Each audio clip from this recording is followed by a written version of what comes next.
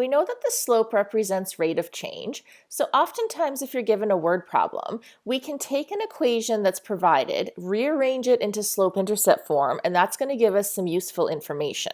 If you're given an equation, for example, in a format that looks like this, we can algebraically rearrange it to put it into this format. So our goal is to isolate y to get that y equals mx plus b. I want you to pause the video and see if you can perform algebraic operations to isolate that variable y. Because we're doing order of operations in reverse, the first thing we're going to do is take a look at where the y is, and we want to remove any terms that we're adding or subtracting. So I'm going to subtract 4x from both sides, and I'm going to add 15 to both sides to bring this term to 0. That leaves me just with my 5y. I'm going to then remove any pieces that we're multiplying or dividing. So in this case, we're going to divide out the 5 to get 1y, and then I'm going to do the same thing on the right side. Remember, both terms need to be divided by 5.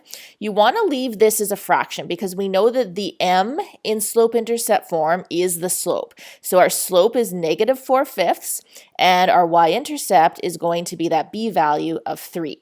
Now, our number one goal is accuracy, but we also want to become fairly proficient at this. So if I see an equation like this, which is called general form, we're going to look more at that in the next lesson, I know I can quickly get this into slope-intercept form because I'm trying to isolate y. So I would take a look at this equation and say, okay, we know we're moving this piece over, and we know we're moving this piece over. The sign is always changing when we cross the equal sign. So if I'm taking a look at this, I know I need to get y by itself, so I'm going to have a negative 4x when it comes over, and I'm going to divide out that 5. So I can quickly see my slope will be negative 4/5. I know I'm going to move this piece over to get 15, and I'm going to divide out the 5 to get 3. So I can mentally move this from general form into slope-intercept form. So if you take a look at this next one, again, we're trying to get it into that y equals, so I want y by itself. I'm going to move this term over, and we're going to get negative 2x, divide by 5, my slope is negative 2/5. I'm going to move this term over, so it's going to become positive 15. I'm going to divide out that 5, and my y-intercept is going to be 3.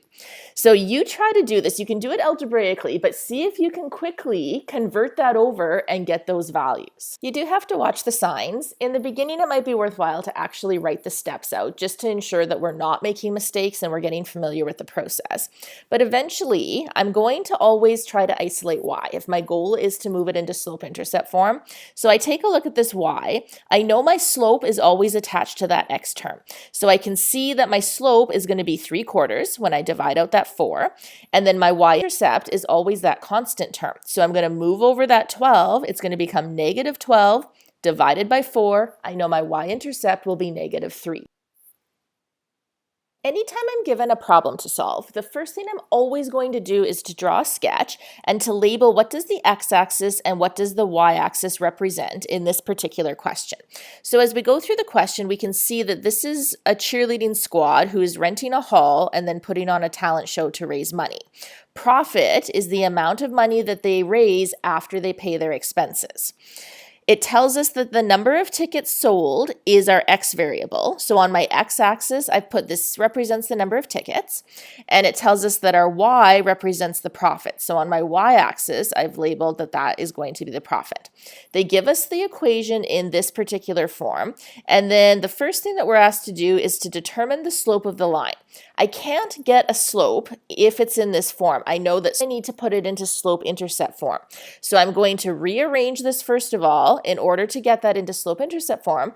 I'm going to get you to pause the video and do that, and then I want you to think about, in this context, what do you think that slope represents? Because I happen to have a coefficient of -1 for the y, the easiest way to isolate y is just to move this y over so that it becomes a positive 1. And then knowing that the x term contains the slope, I can see that I have a slope of 12. Now we know slope is rise over run. So what that means is we go up 12 for every 1. We go up 12 for every 1. And then because this is profit, we make a profit of $12 for every 1 ticket sold. So that slope is the price per ticket. Now what about the y-intercept? We know that the y-intercept in this question is -840. So that means way down here somewhere is our -840. The y-intercept occurs when x is 0. So that means we have sold 0 tickets. So at the point where we have sold 0 tickets, the reason we are so far in the hole is because we did have to spend money to rent the hall. So that 840 represents the cost of renting the hall. And in our last question, we're asked how many tickets do we have to sell in order to break even? Now, to break even means we have a profit of 0. So we're no longer in the hole, we're no longer in debt, but we also haven't made any money. So we are breaking even right here when profit is 0. Because profit is my y-axis, I'm looking for what is the value of x when y is 0. How many tickets do we have to sell when y is 0? With a slope of 12, we're going to go up 12 over 1, up 12 over 1, and we're going to keep going. So we're going to end up with discrete data because we can't sell part of a ticket. And right here, we're going to break even when x is 70. Let's take a look at the next one. And in this particular scenario, we're comparing the cost to the number of guests that we have at our wedding reception. So you can start to plan ahead. Here's how you can put this math to good use one day. First thing we're going to do is draw a sketch always, even if the question doesn't say that. So I'm going to ask myself, which of these is independent, which of these is dependent? And obviously the cost depends on the number of people that we have at our wedding. So I'm going to label my y-axis and I'm going to label my x-axis. Now you can choose an appropriate scale and then go ahead and plot those points. And then we're asked to determine the slope and the y-intercept. Well, I know my y-intercept occurs when x is 0. So this is going to be my y-intercept, which means the cost of the ballroom is going to be $425. And then in order to get the slope, what I'm looking for is how much is my cost increasing for the number of guests? How much is my cost going up for the number of guests? So can we figure out what is the change in y for every given change in x? My y-intercept is going to be 425. When I have no guests, I have an initial cost of $425. If we go back to the question, that's going to be the original cost or the initial cost of renting that ballroom.